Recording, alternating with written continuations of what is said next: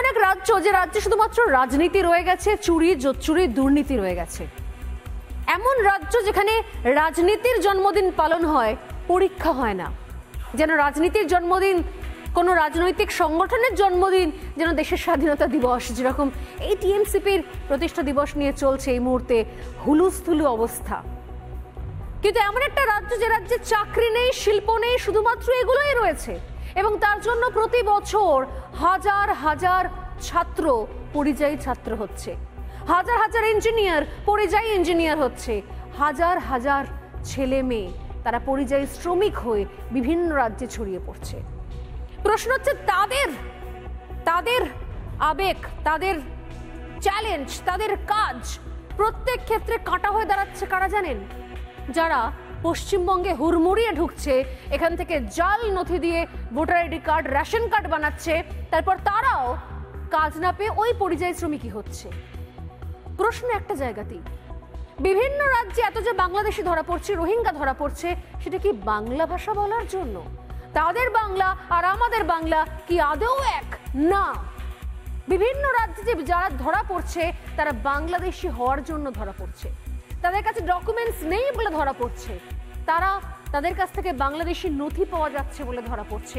অথচ এই সত্যিটাকেই আড়াল করতে চাইছে তৃণমূল কংগ্রেস সরকার, এই সত্যিটাকে লুকিয়ে রাখতে চাইছে তৃণমূল কংগ্রেস সরকার, কারণ তারা বোঝাতে চাইছে যে বাংলা ভাষা নাকি এই মুহূর্তে চরম হেনস্থার মুখে পড়ছে। তা তো নয়। আজ সোজাসুজি স্বর্ণালীতে সোজাসুজি আরো একটা বিষয় ক্লিয়ার করে দেব। কি বিষয়? স্পষ্টভাবে পরিষ্কার ভাষায় যে বাংলা ভাষায় কথা বললেই ভারতীয় হয় না। আর এমন নয় যে সমস্ত বাংলাদেশি এখানে চলে আসছে, কিন্তু যারা অবৈধভাবে এখানে আসছে তাদের নিঃসন্দেহে আমাদের কাজ, আমাদের শিক্ষা, আমাদের রাজ্য, আমাদের দেশের কোনো প্রান্তে তাদের কোনো অধিকার নেই। কিভাবে তৃণমূল কংগ্রেস সুকৌশলে বাংলাদেশিদেরকে আমাদের পশ্চিমবঙ্গের বাঙালির সঙ্গে মিশিয়ে দেওয়ার, গুলিয়ে দেওয়ার একটা নোংরা রাজনীতি করছে, আজ তার পর্দা ফাঁস হবে সোজাসুজি স্বর্ণালীতে। ঘণ্টাখানেকের হট্টমেলা নয়, আমার আপনার রায় নিয়ে খাপ পঞ্চায়েত নয়। সন্ধ্যে 7টা মানেই কড়া সত্যি কথা, যা হজম করতে সময় লাগে। যুদ্ধ হোক বা দুর্নীতি, অপরাধ বা চিটিংবাজি, ঘুরিয়ে নাক দেখাই না আমি, যখন তখন রং বদলাই। আমি স্বর্ণালী, প্রশ্ন করি সোজাসুজি।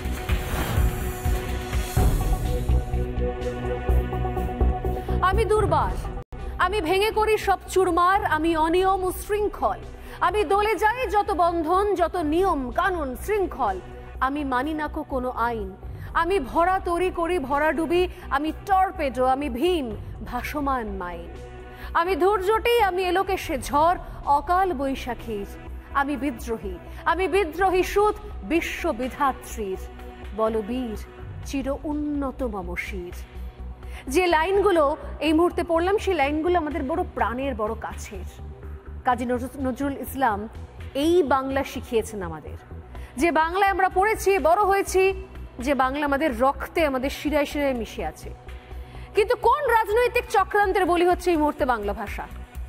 মমতা বন্দ্যোপাধ্যায় এবং তার দল প্রত্যেক মুহূর্তে বাংলা ভাষা আক্রান্ত, বাংলা ভাষা আক্রান্ত, বাংলা ভাষায় কথা বললে হেনস্থা, এই যে একটা গল্প গুজব রটাচ্ছেন, এর নেপথ্যের আসল গল্পটা কি, আসল স্টোরিটা কি?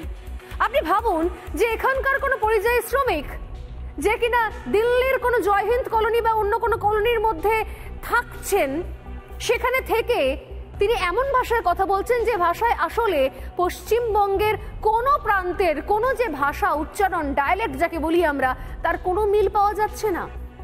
কারণ নজরুল থেকে শুরু করে জসিমউদ্দিন পর্যন্ত যে ভাষায় কবিতা লিখে গেছেন, যে ভাষার লাইন, যে ভাষার সাহিত্য তৈরি করে গেছেন, যে ভাষায়, সেই ভাষার সঙ্গে কোথাও মিল পাওয়া যায় না গোসলের, সেই ভাষার সঙ্গে মিল পাওয়া যায় না দুলাভাইয়ের, সেই ভাষার সঙ্গে মিল পাওয়া যায় না নাস্তা, দাওয়াত, গোসল, এগুলোর মিল পাওয়া যায় না। যদি এই ভাষায় কেউ কথা বলে থাকে, তাহলে সেখানকার যারা পরিযায়ী শ্রমিক, যারা পশ্চিমবঙ্গের পরিযায়ী শ্রমিক, তারাই জিজ্ঞাসা করেছেন যে আপনি ভাই কোন জেলা থেকে আসছেন? আপনার ভাষা তো খানিকটা মালদার মতো লাগছে না, মুর্শিদাবাদের মতো লাগছে না, মেদিনীপুরের মতো লাগছে না, এমনকি কোচবিহার, জলপাইগুড়ি, এমনকি বর্ধমান, নদিয়া, কারুর সঙ্গে মিল নেই। আপনি ভাই কোন জেলা থেকে আসছেন বলুন তো? যদি প্রশ্ন করা হয় তাহলে কি সেটা অন্যায়?